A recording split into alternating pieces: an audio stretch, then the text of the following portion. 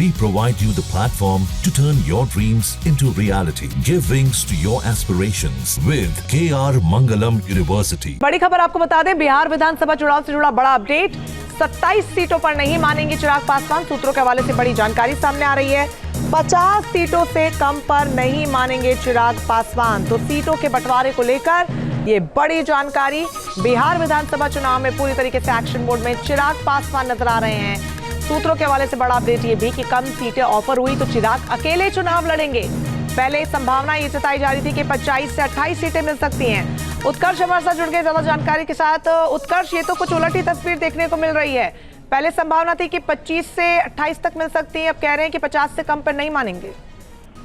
बिल्कुल, देखिए बिहार में राजनीति एक संभावनाओं का खेल बनता जा रहा है। एक तरफ जहां पहले 27 सीटों की बात हो रही थी, लेकिन चिराग पासवान ने ये साफ कह दिया कि 50 सीटों से कम पर चुनाव नहीं लड़ेंगे। अगर 27 सीटों पर ही लड़ना होता तो 2020 का चुनाव भी नीतीश कुमार के साथ लड़ सकते थे। लेकिन ये बड़ा अपडेट है जहां चिराग पासवान ने ये साफ कह दिया है कि 50 सीटों से कम पे चुनाव नहीं लड़ेंगे। और आज बिहार के आरा में चिराग पासवान जनसभा भी संबोधित करने वाले हैं और उनका साफ कहना है कि वहां से जो हुंकार भरेंगे वो तमाम लोगों को पता चलेगा कि चिराग पासवान का एक्शन प्लान क्या है। वहीं 27 सीटों को सिरे से नकार दिया है चिराग पासवान ने।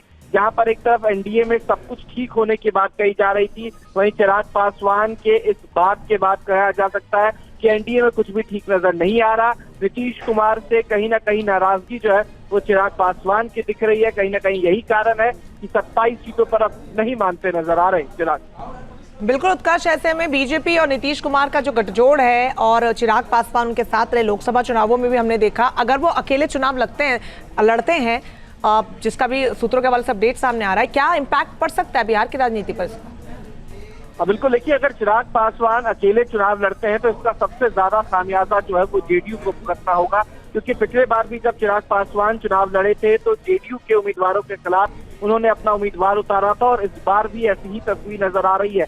अगर समन्वय नहीं बनता है तो चिराग पासवान जेडीयू के उम्मीदवार के खिलाफ फिर से अपने उम्मीदवारों को उतारेंगे और सबसे बड़ी शिकस्त जो है वो नीतीश कुमार को देखने को मिलेगी। तो अब गठबंधन में एक बड़ा संकट आ गया है कि चिराग पासवान को सीट कैसे दी जाए। वहीं उपेंद्र कुशवाहा जहां ये कह रहे हैं कि सभी चीजें ठीक हैं, लेकिन चिराग पासवान का ये इशारा कहीं ना कहीं कुछ और बता रहा है। जी चलिए, आप नजर बना रखिएगा पूरी खबर पर। फिलहाल बहुत शुक्रिया आपका तमाम जानकारी के लिए। 27 सीटों पर नहीं मानेंगे चिराग पासवान। सूत्रों के हवाले से बड़ी जानकारी सामने आ रही है। जहां भक्ति है हर शब्द में, कथाओं में छिपे हैं दिव्य रहस्य और ज्योतिष देता है जीवन को दिशा। धर्म से जुड़ी हर बातों को जानने के लिए हमारे चैनल स्तुति को सब्सक्राइब करें।